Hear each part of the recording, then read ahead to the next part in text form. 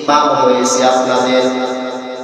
এই ইমাম যদি একবার বলে আলিফ, আমার আমলনামায় 10টা নেকি, আপনাদের আমলনামায়ও আল্লাহ তাআলা 10টি করে নেকি দিবেন। বলি সুবহানাল্লাহ। আরেকবার বলি সুবহানাল্লাহ। কারণ এই কারণে কি আপনারা সাক্ষ্য দিয়েছেন, আপনারা সাক্ষী দিয়ে আমাকে মসজিদের ইমাম বানিয়েছেন। এই ইমাম একটা যদি ভালো কাজ করে, একটা ভালো কাজ করার সব ইমামের আমলনামায় যাওয়ার আগে যারা সাক্ষী দিয়া ইমাম বানিয়েছে তাদের আমলনামায় আগে আল্লাহ তাআলা পৌঁছাই দিবে। বলি সুবহানাল্লাহ।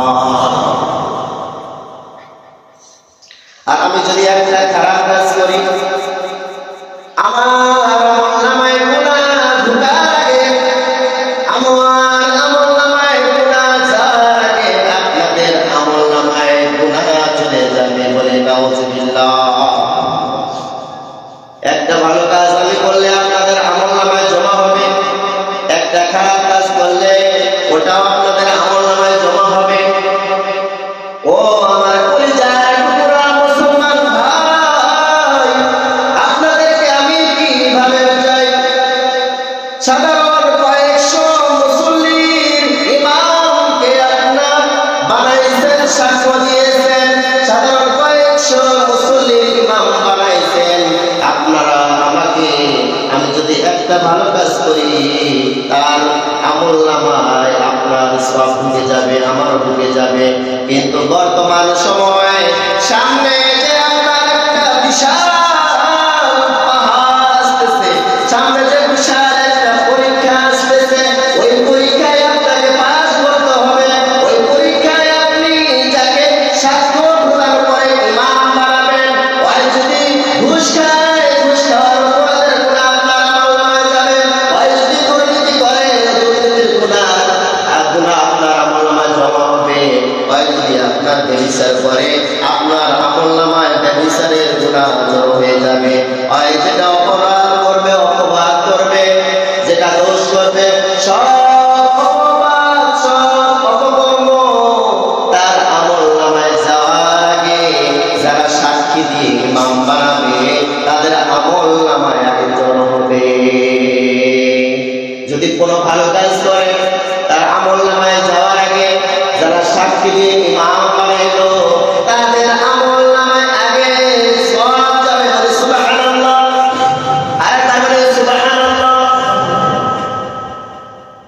আপনি হজ করেছেন, নামাজ পড়েছেন, যাকাত দিয়েছেন, রোজা রেখেছেন, দান সদকা করেছেন, নেকিতে ভরপুর হয়েছে আপনার আমলনামা।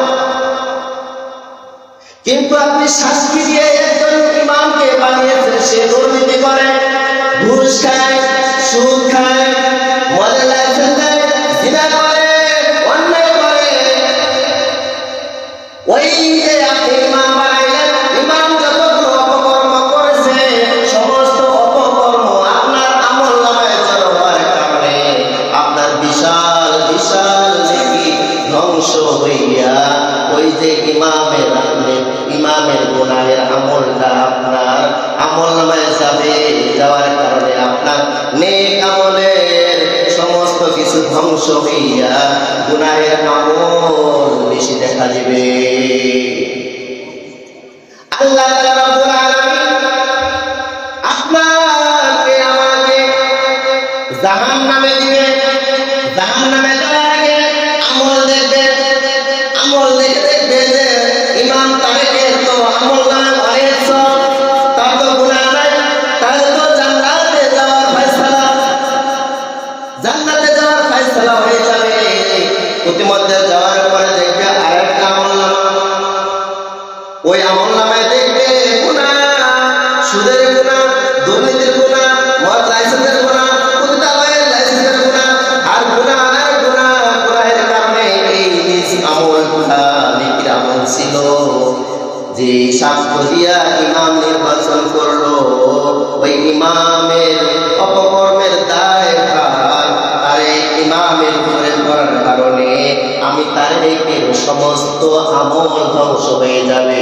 সমস্ত আমল ধ্বংস হয়ে যাওয়ার ফলে যদিও আপনি আমি জান্নাতের টিকিট পাই, আপনার একটা সাক্ষী দেওয়ার কারণে আল্লাহ তাআলা রব্বুল আলামিন ওই রোজ কিয়ামতের মাঠে আপনাকে জাহান্নামে দিবে। কি দিবে? জাহান্নাম। সেজন্য সাবধান।